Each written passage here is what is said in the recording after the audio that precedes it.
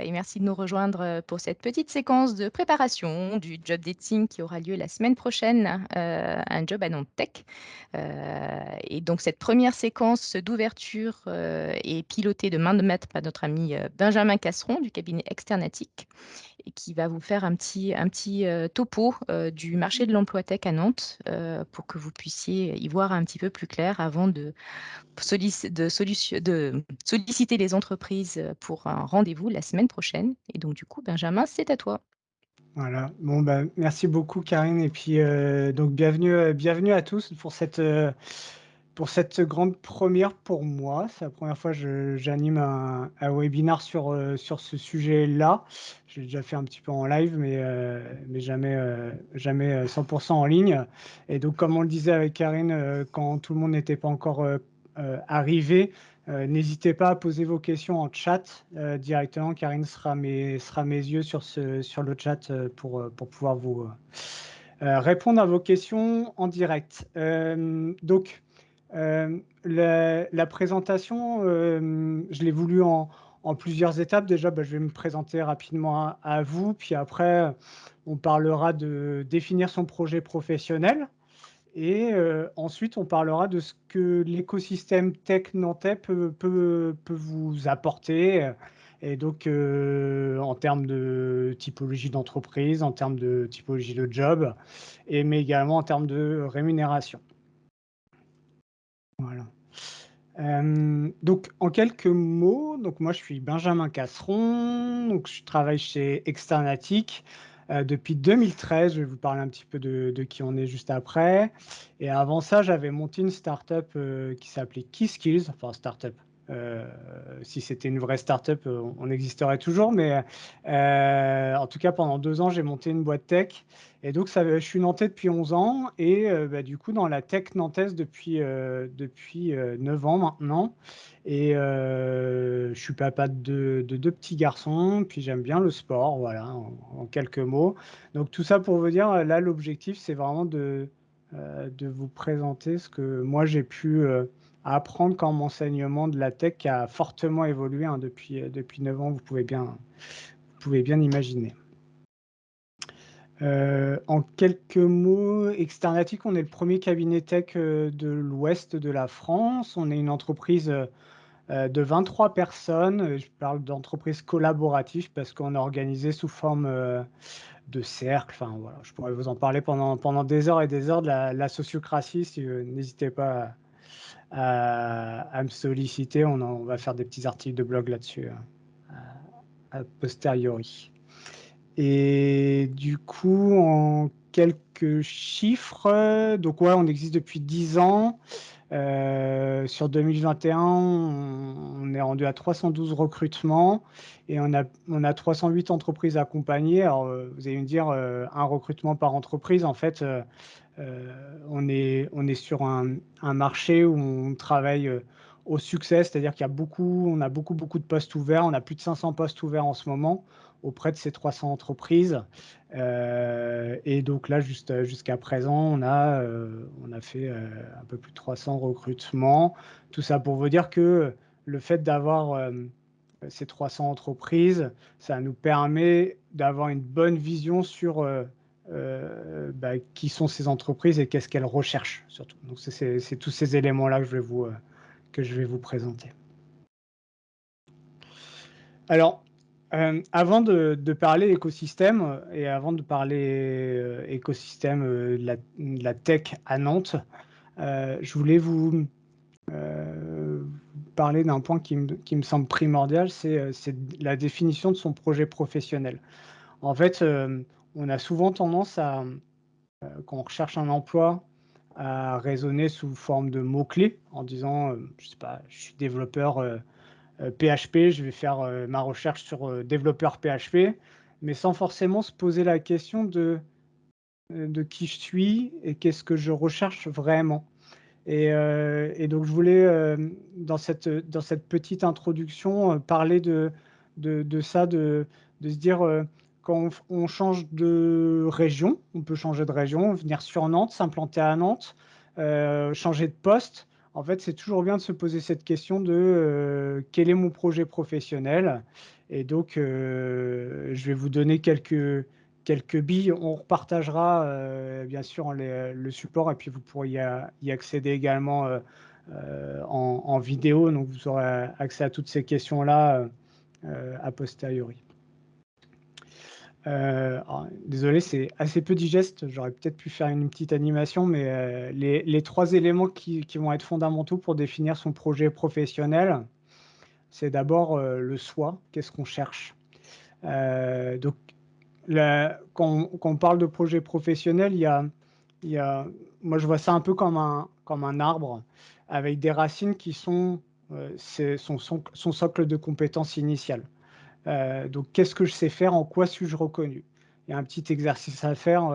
Posez la question auprès de vos collègues, de vos anciens collègues, même de vos amis, sur quelles sont, à ton avis, mes forces en entreprise ou mes forces en global. Donc ça, c'est des éléments qui vont vous permettre d'avoir le socle de votre projet professionnel. La, la deuxième question à se poser, c'est qu'est-ce que je souhaite faire? Qu'est-ce que je veux faire? Qu'est-ce que je souhaite faire?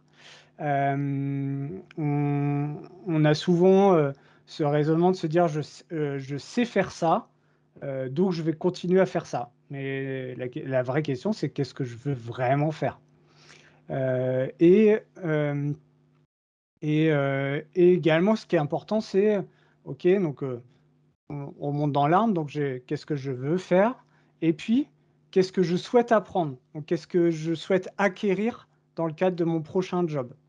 Donc ça, c'est aussi pareil, c'est une question qui est importante. Il y a certaines personnes qui ont une vision à moyen, long terme de leur carrière, et du coup, ils savent déjà, sur un moment M, ce qu'ils souhaitent apprendre pour pouvoir acquérir les compétences qui seront nécessaires pour obtenir leur futur job en M+1. Et enfin, c'est quels sont mes moteurs professionnels, mes sources de motivation. La question que j'aime bien poser, moi, en entretien, donc, globalement, ça, c'est des questions qu'on pose en entretien avec nos candidats. Quels sont mes moteurs professionnels? C'est qu'est-ce qui va faire que je vais rester motivé dans l'entreprise à long terme? Donc, quels sont mes éléments de motivation? Donc, on va avoir souvent ces réponses autour de, je ne sais pas, c'est apprendre des nouvelles choses, résoudre des challenges ou partager avec mes collègues, faire monter en compétence mes collègues. Il y avait des questions peut-être non? Non, ok. Donc ça, c'est toutes ces questions-là, ça va être vraiment la base de votre projet professionnel. Et après, ce qu'il faut mettre, ces éléments-là de questionnement sur votre projet pro, il faut les mettre forcément en corrélation avec des entreprises et un marché. C'est-à-dire que si je souhaite, je sais pas, faire décoller des fusées sur Nantes, a priori, ça va être un peu compliqué parce qu'il n'y a pas d'entreprise qui conçoivent et fabrique des fusées sur Nantes. Ok, donc deuxième élément, ce sur quoi on va mettre en corrélation ce projet professionnel sur soi, c'est l'entreprise. Donc, quel est le métier de l'entreprise? Quel est le secteur fonctionnel de mon entreprise?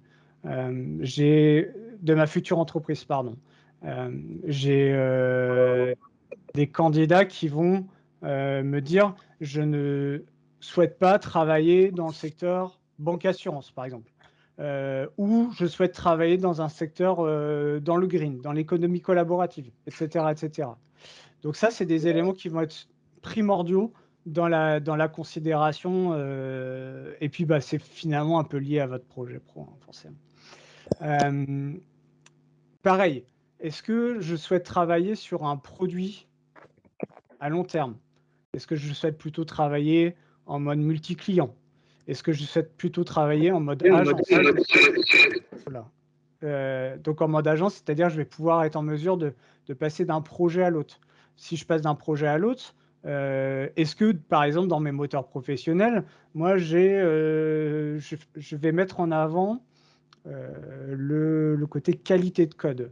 OK, la qualité de code, peut-être qu'avec un projet agence, c'est peut-être un peu moins pertinent qu'avec un client final, qui va être un éditeur de logiciel, par exemple. Donc tout ça, c'est des questions qu'il faut se poser également. Qu'est-ce qui fait sens pour moi? Donc, quand on parle de sens, chacun a son système de valeurs et donc, du coup, chacun va avoir un système de sens plus ou moins développé et quel type de management me correspond? Est-ce que moi j'ai plutôt besoin d'être micromanagé? Est-ce que j'ai besoin de beaucoup de liberté? Est-ce que j'ai besoin d'être, heu, pareil, ça va être un élément important. Est-ce que je vais avoir besoin d'être, proche d'un client, proche de mes utilisateurs ou un petit peu en retrait? Tout ça, c'est des éléments à se poser.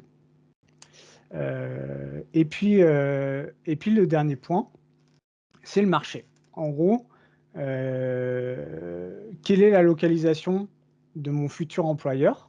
Est-ce que je souhaite, me déplacer uniquement en transport en commun, uniquement à vélo? Où est-ce que j'habite? Et également, à quel salaire? En gros, ça, tout ça, c'est des éléments plutôt liés à l'écosystème. Et donc, c'est le mix de toutes ces questions-là qui permettent d'identifier le ou les jobs qui peuvent vous correspondre. Pas de questions, Karine?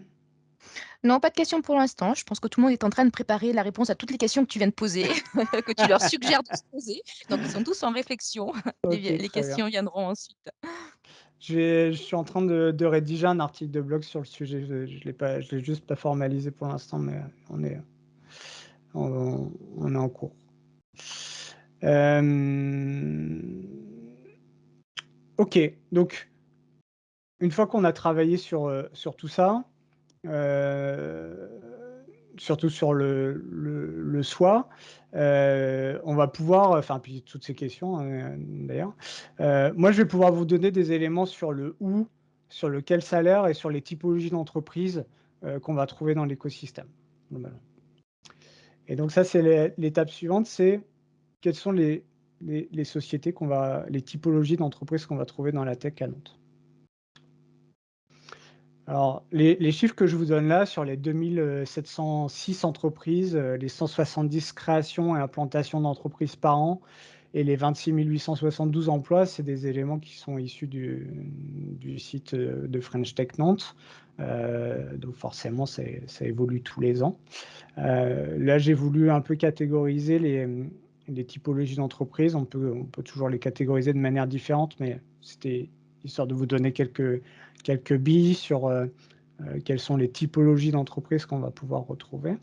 Donc on met souvent l'accent sur, les startups et les scale-up, dans les médias, et sur beaucoup de supports. Donc il y a un écosystème qui est très fourni, hein, sur Nantes avec beaucoup d'entreprises qui sont soit issues du terreau local, soit qui vont être, issues de l'implantation, d'entreprises, qui étaient, initialement, créées par exemple à Paris ou à l'étranger. Donc typiquement Vectis qui a été créé aux États-Unis ou alors, également Doctolib qui a été créé, en région parisienne. Donc, ça, c'est des sociétés qui sont implantées plus ou moins récemment et donc on a des sociétés qui vont être, issues, du terreau local comme Akeneo, iAdvize, Lengo, Smartway, Gens de Confiance et cetera et cetera. Donc c'est des sociétés qui sont vraiment, issues de l'écosystème. Donc on parle souvent de ces structures-là, mais en fait il y a plein d'autres structures qui existent, et d'ailleurs qui représentent, la majorité des emplois, hein, dans l'écosystème. On a les éditeurs de logiciels qui peuvent être présents de manière, plus ou moins, long terme sur l'écosystème. Donc, typiquement, il y a Cosmos, par exemple, qui fait des ENT, donc des environnements numériques de travail sur Nantes. Il y a Viv qui fait de l'agro, Talent, qui est une société internationale qui travaille dans les big data. Donc tout ça, c'est des éditeurs de logiciels. On a également historiquement des DSI qui sont présentes sur Nantes. Donc là, on va avoir des sociétés comme Oui SNCF, comme La Poste, comme Système U, comme Maisons du Monde, Decathlon récemment implanté, Naval Group qui sont présents sur Nantes. Ça, c'est une sélection, hein, forcément, il y en a des dizaines d'autres, hein. Il y a des hébergeurs également, dont OVH fait partie. Il y a des agences. Donc des agences qui vont être soit des agences plutôt de développement applicatif en mode agile, type dernier cri ou émotique, ou des agences qui vont être plutôt des agences de communication type LMWR. Et puis, on a forcément des ESN. Donc là, c'est pareil, j'ai mis une petite sélection, mais il y en a des dizaines, des dizaines. Et puis également, on a des entreprises publiques, voire parapubliques, comme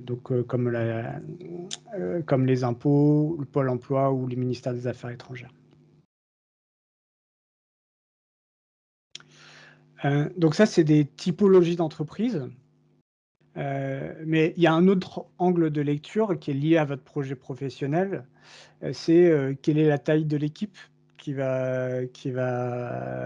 vais rechercher. Est-ce que l'entreprise est agile? Est-ce qu'elle a du sens pour moi?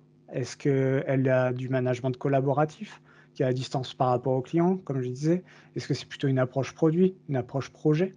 Donc toujours, posez-vous la question quand vous identifiez une entreprise. euh, Vous avez plein de moyens d'obtenir des informations sur les entreprises, de par Glassdoor, de par les avis Google, de par votre réseau. Avec LinkedIn, on peut obtenir beaucoup de choses. Tous ces éléments-là, c'est des éléments qui vont être fondateurs dans votre recherche d'emploi.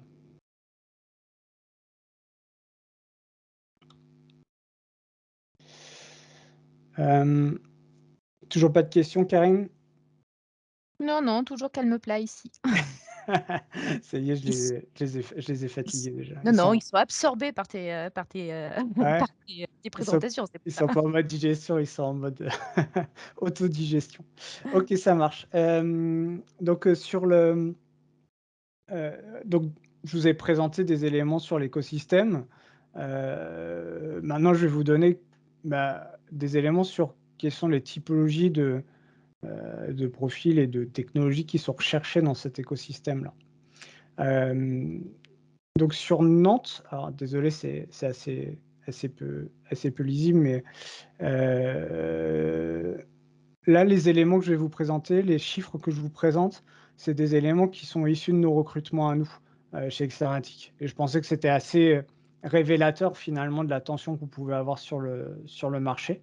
Et donc, et qui dit tension, dit volume de recrutement. Euh, on voit que les recrutements, ou en tout cas les technologies qui sont les plus demandées, donc déjà sur les typologies métiers, c'est plutôt dev, expert technique, lead dev, voilà, et admin 6 DevOps. Ça, c'est les deux typologies métiers. OK. Après, sur les technologies qui sont les plus demandées, euh, Nantes, c'est un fort écosystème Java. C'est un fort écosystème Java, c'est lié à l'historique. Globalement, à Nantes, il y a eu initialement plutôt des DSI étatiques qui se sont implantés, puis des ESN qui ont voulu faire ce qu'on appelle du green shore, c'est-à-dire elles ont souhaité s'implanter sur Nantes pour optimiser leurs coûts, notamment sur leur centre de service. Et puis après, de ce terreau-là initial, il y a toutes les autres structures qui se sont développées, qui se sont implantées. Et en fait, les DSI étatiques sont quand même globalement sur un environnement Java. Donc forcément, quand on essaime, quand des nouveaux acteurs s'implantent ou quand des nouveaux acteurs se créent, forcément, on va plutôt s'appuyer sur des écosystèmes qu'on connaît. Donc ça explique pourquoi Java est très présent. PHP aussi pareil, donc issu plutôt excusez-moi, plutôt des agences de communication initialement, puis une chose en entraînant une autre, des ESN, et puis une chose en entraînant une autre, des éditeurs de logiciels. Donc sur Nantes, on a un écosystème d'éditeurs de logiciels qui sont très présents. Quand je parle éditeurs de logiciels, j'intègre startup slash scale-up qui sont assez présents dans l'écosystème e-commerce. Et globalement, sur Nantes, en tout cas, l'e-commerce est assez porté par PHP. Et puis, bah, du coup, quand on parle donc ça, c'est plutôt des technologies back-end, hein.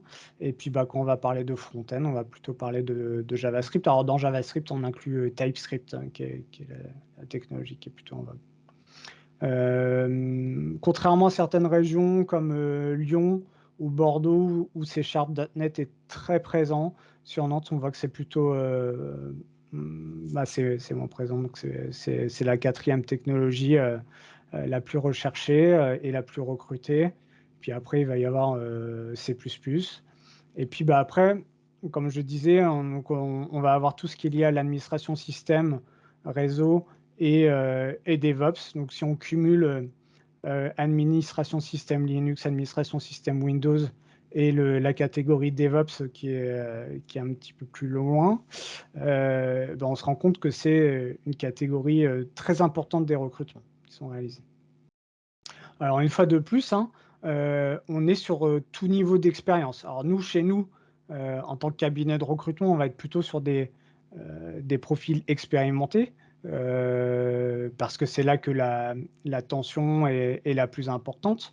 Mais globalement, ça vous permet d'avoir quelques éléments sur quelles sont les technologies, et les typologies de postes les plus demandées.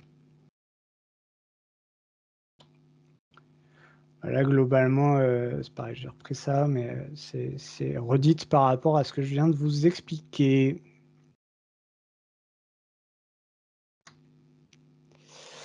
OK, je regarde l'heure. Par rapport aux rémunérations maintenant, hem, donc là, les éléments que je vous présente ici, ce sont des éléments qui sont issus de la grille de salaire qu'on édite tous les ans, qui sert un peu de référence, bah, qui sert même carrément de référence sur l'écosystème. Comme je vais vous l'expliquer après, cette grille de salaire-là, elle a, elle a, de plus en plus, en fait, on a des difficultés à la mettre en place et la mettre en œuvre parce qu'on constate des écarts types très importants en termes de rémunération. Ça, je vais vous l'expliquer juste après. Mais globalement, ce qu'on peut voir, c'est que, si on est sur la 1, 2, 3, 4e ligne, ingénieur développement, un jeune diplômé sur Nantes, en tant qu'ingénieur, il va ou bac plus, 4-5, il va être mince, il va être sur une rémunération autour de 34-38 kilos euros. Donc ça va être souvent lié à, notamment à la qualité des stages qu'il a pu, réaliser, il ou elle a pu réaliser. Et puis, bah, forcément l'école. Donc ça, c'est des éléments qui vont être très importants sur un jeune diplômé. Et en fait, ce qu'on voit, c'est que de plus en plus, les rémunérations, ont tendance à très vite atteindre les 40 kilos euros, au bout de quelques années d'expérience. Ça, c'est un point qui est important, c'est que globalement, nous, ce qu'on avait constaté, c'était que les jeunes diplômés, heu, durant des années et des années, c'est-à-dire même moi quand je suis sorti de l'école, je vous dis même pas quand c'est, mais il y a plus de 10 ans, on disait un jeune ingénieur, c'est 30 kilos euros en sortie d'école, et ça a été 30 kilos euros pendant des années et des années. Avant, c'était 200 000 francs, enfin voilà. Et la revalorisation des profils juniors, elle se fait que depuis quelques années, finalement depuis, 3-4 ans. On voit que les rémunérations des juniors, en fait, ben, c'est plus si rare que ça d'avoir des jeunes diplômés qui sont recrutés à 35-37-38 kilos euros. Ce qui est important aussi à noter, c'est que sur les profils plutôt bac+2, bac+3, en fait, au bout de 3-4-5 ans d'expérience, on voit un réajustement, et un équivalent, des rémunérations entre les personnes qui sont diplômées d'un bac+2, bac+3 et les gens qui ont et les personnes qui vont avoir un équivalent bac+5, bac+4, bac+5. Donc ça veut dire quoi? Ça veut dire que finalement, ce sont que l'expérience et l'expertise est de plus en plus valorisée. Ça, c'est un bon point. Et que finalement, au bout de quelques années, voire quelques mois d'expérience parfois, et ben, on arrive à compenser totalement des niveaux de diplôme. Et Dernier élément de lecture, là, on va être plutôt sur les dernières lignes, c'est-à-dire sur l'expert lead technique et l'architecte technique. De plus en plus, on arrive à constater des rémunérations au-delà de 50 000 €, voire 60, voire 70 kilos euros, voire 80 kilos euros pour certains experts techniques dans l'écosystème. Donc, tout ça pour vous dire que, on il y a quelques années de ça, on disait, la carrière et l'expertise technique n'est pas forcément valorisée dans l'informatique. C'est plus vrai. C'est plus vrai. Maintenant, on a des vraies belles carrières, des vraies belles évolutions de salariales, sur des experts techniques. Benjamin, j'ai une petite question, qui m'est remontée par le chat sur les profils de designer UX UI que tu n'as pas Oui, évoqués dans les profils recherchés, ni ouais, là dans les grilles de salaire. ouais. Et donc en l'occurrence, la question précise qui est posée, de quelqu'un donc de Frédéric, qui nous dit qu'il a un profil jeune diplômé en web, UI UX et Mmh. que malgré une expérience pro de 18 ans dans le print et dans le web, est-ce qu'il peut toujours se considérer comme junior ou est-ce que, il peut prétendre à valoriser, son expérience? En fait, c'est toujours la question des profils, issus de reconversion, de reformation, on va dire. C'est est-ce que je dois, partir d'une «feuille blanche» entre guillemets suite à ma reconversion ou ma reformation? Ou, est-ce que je peux valoriser mon background? Souvent, on peut valoriser le background, mais si, on arrive à le valoriser, souvent c'est plutôt sur des compétences, métiers ou alors des soft skills, c'est-à-dire des compétences humaines. Et donc, on arrive, finalement à plutôt à se positionner sur, des équivalents, peut-être, juniors, voire confirmés, en valorisant ces éléments-là. Et du coup sur les Je sais postes pas si de je suis prof clair? Ouais. du coup, alors si jamais c'est pas clair, Frédéric, n'hésite pas à nous renvoyer un petit message. Du coup, sur le profil de design UX UI, quelle est la tendance sur le territoire? Alors, j'en ai pas parlé parce que nous, on en voit, quand on regardait le Pareto là, on voyait qu'on avait assez peu de volume sur ces de recrutement sur ces profils-là. En fait, nous, on va être plutôt sollicités sur des profils, confirmés, voire seniors. C'est vrai que les profils, jeunes diplômés ou juniors, on en voit assez peu passer, en tout cas, on est assez peu sollicités sur ces postes-là. Et donc, la tendance, elle est que c'est des métiers qui sont, quand même de plus en plus valorisés. Donc on a, les postes qui s'appellent, product designer ou qui s'appellent, UX research, qui sont des profils, recherchés notamment chez des éditeurs de logiciels, et qui ont souvent des difficultés à identifier des profils, expérimentés sur ces, notamment souvent c'est les éditeurs de logiciels vont chercher des gens qui ont déjà travaillé dans un contexte SaaS, donc avec souvent cette capacité à pouvoir, faire de l'analyse de données, liées à l'utilisation produit, et ça, c'est des expertises qui sont vraiment très recherchées par l'écosystème, quoi. Une autre question concernant les formations, donc là, j'ai pas vu le prénom, c'est Cécile qui, s'interroge sur la catégorie dans laquelle elle peut s'inscrire, Ouais. en tout cas, dans quelle catégorie peuvent s'inscrire des personnes qui sortent de formations courtes, ces formations intensives de 5-8 mois. Mmh. Voilà, comment sont-elles, appréhendées? Souvent, en fait, il y a un équivalent bac+2, qui est délivré, au niveau RNCP. Donc, on peut les considérer comme étant bac+2, bac+3 là, sur la catégorie. En tout cas, sur un poste en développement. Après, c'est vrai que, heu, ça va dépendre le niveau enfin, le typologie de poste sur lequel on va se positionner.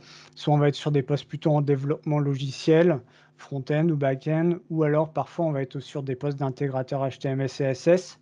Donc là, c'est la deuxième catégorie dans la liste.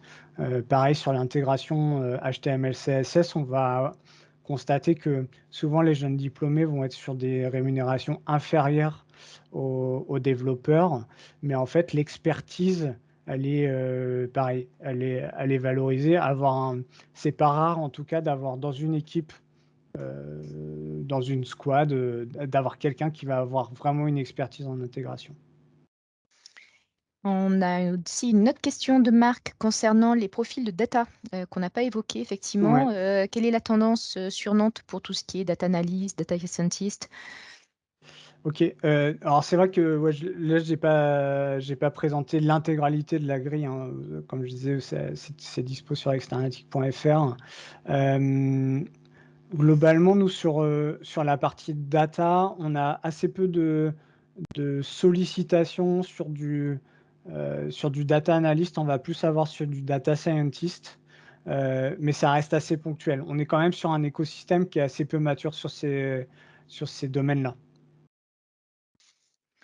Et enfin, dernière question, enfin plutôt commentaire de Frédéric qui posait la question de justement de comment valoriser son expérience professionnelle antérieure à une reconversion, comment on pouvait la faire partager, en tout cas l'expliciter à un recruteur.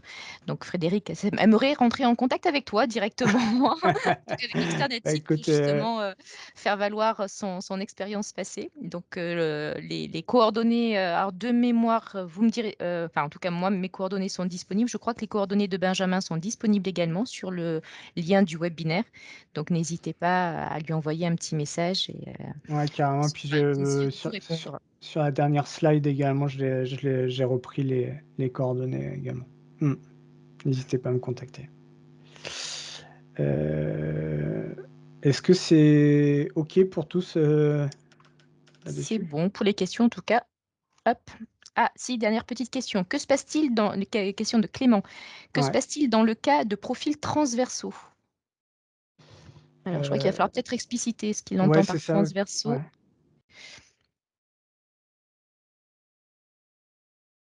On va attendre qu'il précise. Du coup, Benjamin, si tu veux Je continuer. continuais. Ouais, parce qu'en transverse, on peut parler de gestion de projet, notamment, ou, enfin voilà, ou de profil fonctionnel, pareil, c'est une autre catégorie que j'ai pas explicité là.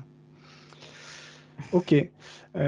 Donc sur les éléments d'analyse globaux, on constate quand même, un écart de rémunération avec la région parisienne, que j'ai pris en modèle. Donc un écart de 10 à 15. Il faut savoir que comme je le mets sur le point d'après, on constate quand même une augmentation moyenne de 10 sur les 3 dernières années. Donc il y a un vrai rattrapage de l'écosystème, enfin des salaires proposés par l'écosystème nantais, notamment lié au fait qu'on a eu des implantations d'entreprises, externes à l'écosystème. Donc, par exemple, des entreprises internationales qui sont arrivées sur Nantes, qui ont proposé des rémunérations un petit peu supérieures. Donc, c'était le cas de Doctolib, de Talend, et cetera. Et donc les acteurs historiques se sont retrouvés, bah, finalement, en concurrence avec ces sociétés qui proposaient des salaires 10 à 15 supérieurs à ce que pouvait proposer, l'écosystème, historiquement. Donc, ces acteurs-là ont été amenés à réajuster leur rémunération, quoi. Donc ça, c'est un point qui est important, c'est que, bon, on reste quand même il y a quand même des acteurs historiques qui maintiennent des salaires, en dessous du marché.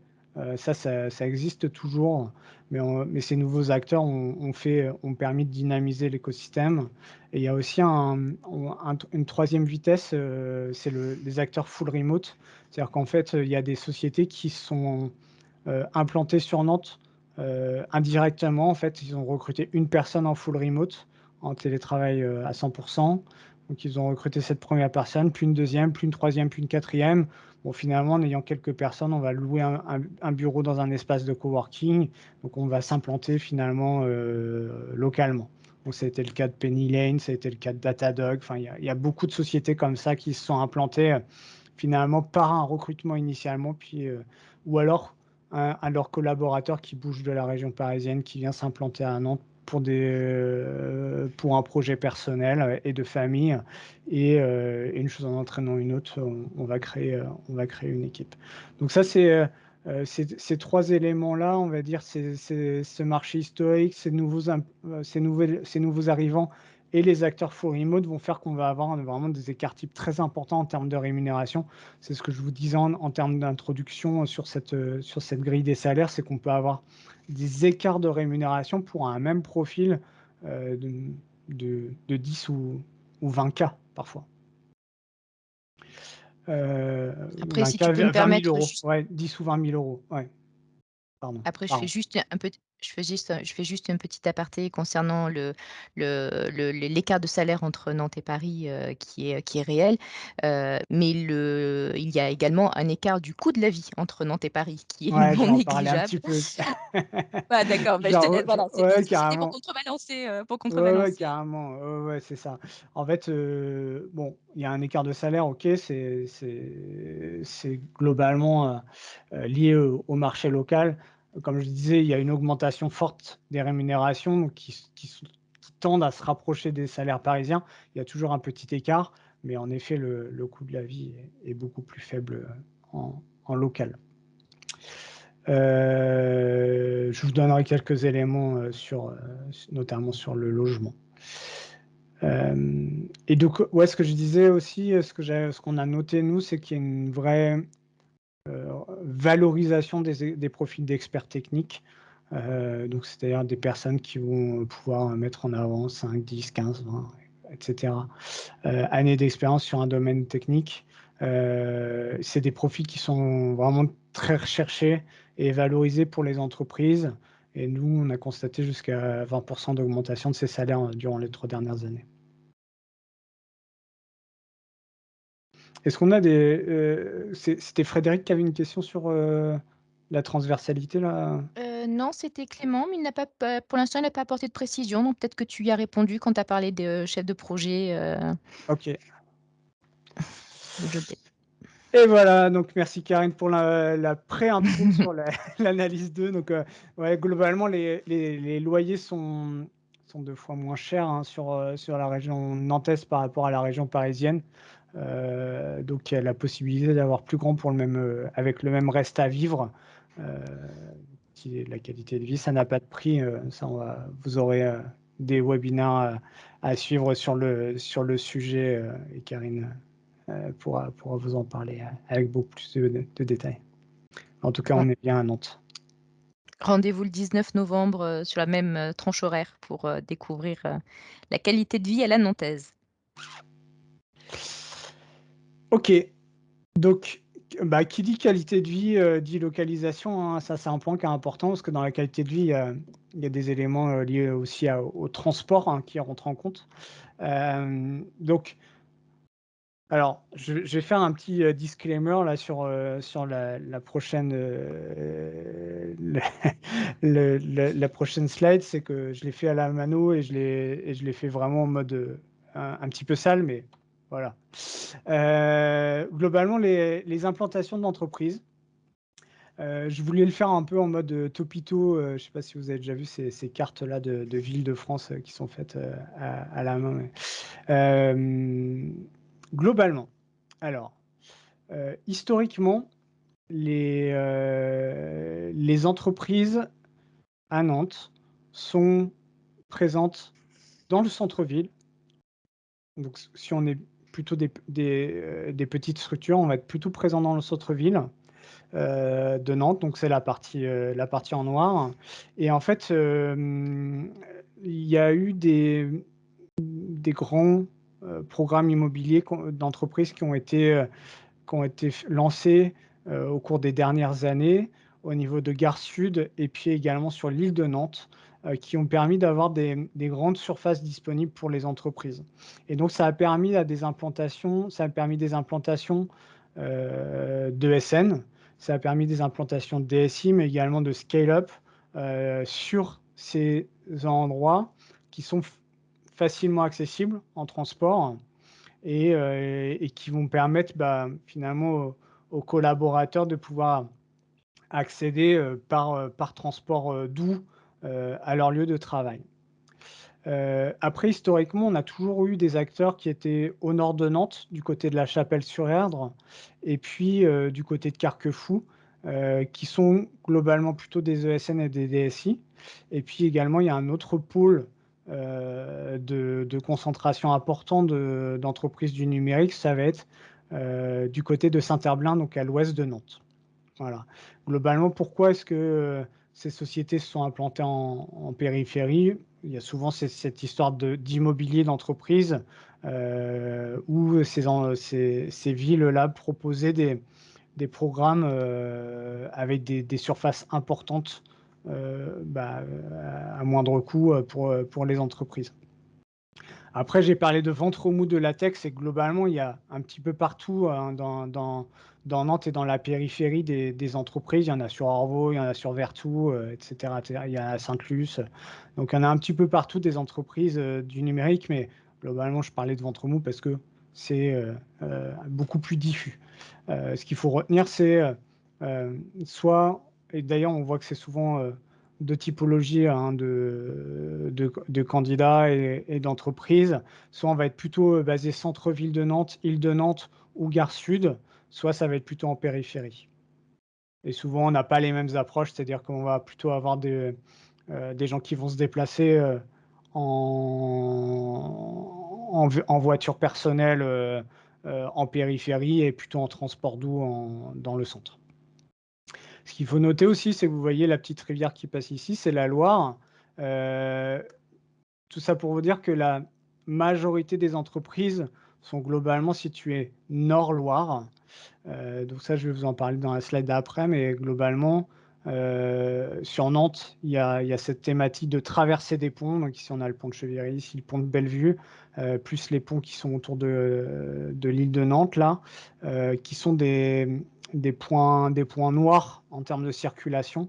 Parce que globalement, beaucoup de gens habitent Sud-Loire et vont venir travailler Nord-Loire. Et donc, il est souvent préférable, en tout cas quand on arrive sur Nantes, après vous verrez comment vous voulez vivre la chose, mais quand on arrive sur Nantes, il est souvent un peu préférable de s'implanter Nord-Loire pour pouvoir faciliter la découverte de la ville et puis les transports emploi-maison. Après, je préciserai juste que l'ensemble des 24 communes qui composent l'agglomération nantaise sont reliées pardon, par un réseau de trams et de bus particulièrement performant. Donc, on n'est pas forcé de prendre son véhicule personnel, alors, sauf si votre entreprise est vraiment située loin de toute station de tram, mais en règle générale, il y a un gros maillage et un beau maillage du réseau de transport en commun qui permet aussi de rayonner dans l'ensemble de l'agglomération. Mm. Ouais, ce que j'ai dit, c'est vraiment c'est à très grosse louche. Hein. Moi, je sais que nous, on a nos locaux centre-ville de Nantes. On a beaucoup de collaborateurs qui habitent Rezé et finalement qui accèdent très très facilement, que ce soit par transport ou par vélo, trottinette. Hein. Ça se fait plutôt bien. Ok. Donc globalement, les entreprises tech sont généralement localisées centre-ville pour les PME, c'est-à-dire moins de 50 personnes. Dès qu'elles ont besoin de dès qu'elles ont plus de collaborateurs et besoin de plus de surface, on va être plutôt présent sur l'île de Nantes ou Gare Sud, là où il y a eu des gros programmes immobiliers récemment. Et puis, ce qui laisse un accès très facilité au transport parce que c'est très central, quoi. Et puis après, on va avoir une localisation d'entreprise du côté de Saint-Herblain et de Carquefou. Donc, comme je disais, la facilité, c'est un petit peu plus facile quand on va s'implanter sur Nantes d'habiter Nord-Loire et puis proche transport pour pouvoir accéder facilement à ces localisations d'entreprise. Benjamin, je t'interromps deux Ouais, secondes puisque Clément vient de préciser sa question sur les profils, c'est pour les profils transversaux. ouais. Il évoquait plutôt des profils vraiment, pas forcément dans le mode projet, enfin, les project managers que tu évoquais tout à l'heure, mais Hmm. plutôt, par exemple, un profil qui serait à la fois UX designer, mais également tech. Donc, plutôt côté design, conception produit, mais également des compétences en tech, en l'occurrence fonctionnel. Et du coup, sa question, c'est est-ce que les entreprises nantaises ont des offres pour ce type de profil? Est-ce que tu en as vu fréquemment ou est-ce que c'est plutôt rare? Ouais, en fait, je dirais qu'il y a il y a des c'est toujours un peu compliqué de rentrer dans un détail important, surtout quand on fait une grille de salaire comme ça, on est obligé de forcément de catégoriser les gens. Là, ce qui est important à noter là-dessus, de ce point de vue-là, c'est que en effet, les profils transversaux sont valorisés. Moi, ça arrive souvent qu'on ait des développeurs front-end, qui ont des compétences en UX et en UI. Ça, c'est des profils qui sont vraiment appréciés par les entreprises parce que bon, on va peut-être pas pouvoir, faire, 2 recrutements en un, mais quasiment, ça va pouvoir faciliter en tout cas les communications entre les différentes, sous-équipes et puis ça va permettre clairement de valoriser une candidature, ouais. Mmh.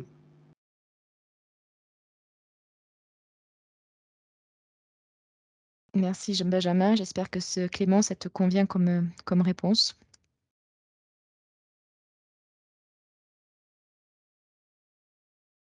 Visiblement oui. Merci de sa part. Alors j'ai une autre question ou tu veux enchaîner? Comme tu veux. Et bah, ça y est, moi j'avais fini, tu vois? J'étais rendu sur la dernière slide donc on est parfait. D'accord, Ouais. alors je te pose la question de Lyubov qui t'interroge sur les tendances, sur les métiers product, aujourd'hui sur Nantes. Il précise: «Le critère très récurrent dans les offres, c'est XP significative, plus de 2 ans minimum dans le métier. Est-ce que les profils n'ayant pas cette case cochée ont tout de même leur chance? Et si oui, quelle stratégie adopter pour ses recherches dans ce cas?» En fait, alors, il y a, sur les métiers product, donc on parle de product owner ou de product manager, j'imagine. Les on on va souvent rentrer en fait, par des postes de product owner sur le produit. En tout cas, on va souvent rentrer par le product owner qui va, mmh, gérer une partie des actions du product manager. Donc, moi je dirais la stratégie c'est soit de rentrer, heu, chez un éditeur, d'essayer de rentrer chez un éditeur sur un poste de product owner qui va peut-être être, un peu plus focalisé en termes de mission qu'un poste de product manager, mais globalement ça peut être une stratégie et puis, après il y a toujours les ESN, hein, qui vont recruter sur ces profils-là. Donc ce qui est intéressant là-dessus, c'est peut-être de passer, quand on est junior, de passer, par une étape ESN et puis, ensuite, de pouvoir valoriser cette expérience-là, auprès d'un éditeur de logiciels, par exemple. Donc quand on parle de 2 ans minimum dans le métier, hem, on tout dépend ce que tu entends dans ta question, mais si c'est, dans le métier, c'est-à-dire, dans le domaine d'activité de l'entreprise, en effet, il y a des sociétés qui vont travailler, je sais pas, par exemple dans le domaine de la comptabilité, qui vont éditer des logiciels de comptabilité, qui vont rechercher, des product, owners qui viennent du métier. Et donc là, clairement, c'est pas le type de poste, qui va être ouvert à un junior, ouais. Merci Benjamin. N'hésitez pas si vous avez des dernières questions à poser.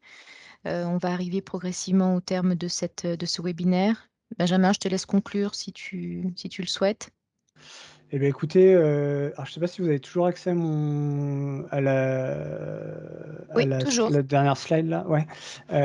Du coup, ouais, n'hésitez pas à me solliciter, à solliciter Karine également si vous avez des questions plutôt, liées à c'est ça, à cet écosystème, à la qualité de vie, puis vous allez avoir accès à d'autres webinaires et puis, après vous allez pouvoir, intervenir directement auprès d'entreprises, mais comme je vous le disais, la conclusion de tout ça, c'est posez-vous les bonnes questions sur, votre projet professionnel, ce qui va vous exciter là sur les prochains mois, les prochaines années et puis, voyez sur Nantes, il y a y a plein de belles choses à faire, il y a plein de belles enfin de belles opportunités à saisir donc voilà, il y a moyen de s'éclater. Alors je crois que tu avais prévu une slide avec ton adresse mail, tes contacts, parce que là, pour le Ouais, coup, je sais vas-y, pas nous si, je sais non, pas on est resté à la slide de l'analyse. ah OK. Donc peut-être que Clac, comment ça se fait? hop, voilà, parfait. Ah c'est bon? OK. Voilà, comme ça vous avez les coordonnées de Benjamin. N'hésitez pas à le contacter pour, voilà, des questions plus précises sur vos profils ou l'adéquation de vos profils sur l'adéquation de votre profil au marché nantais.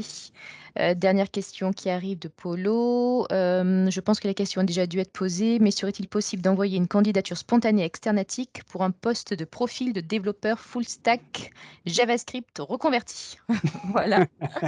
Ouais, carrément, bah, du coup, il y a ouais, n'hésitez pas à déposer votre candidature directement sur notre site web là, bah, Bah Simon oui. écrit à externatic.fr. Mmh, Et il y a Simon justement qui vient de poster, le lien, vers le site d'Externatic, tu vois? voilà.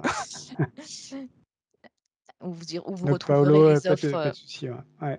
vous y retrouverez les offres disponibles, et gérées par, Cabinet Externatic. Vous avez également le job board de la cantine qui recense aussi, pas mal d'offres, des startups et des scale-up locales. Mmh. Donc vous avez toutes ces informations à votre disposition. Ouais, voilà, entre le job board de la cantine, le job dating auquel vous allez assister, et puis Externatics, c'est vrai que ça condense, une bonne partie des opportunités, ouvertes en local. Eh ben, écoute, un grand merci Benjamin. Dernière question, une dernière seconde et puis sinon on va vous souhaiter un bon appétit parce qu'il va commencer à faire faim. Merci à tous d'être restés, avec nous, sur cette pause déjeuner.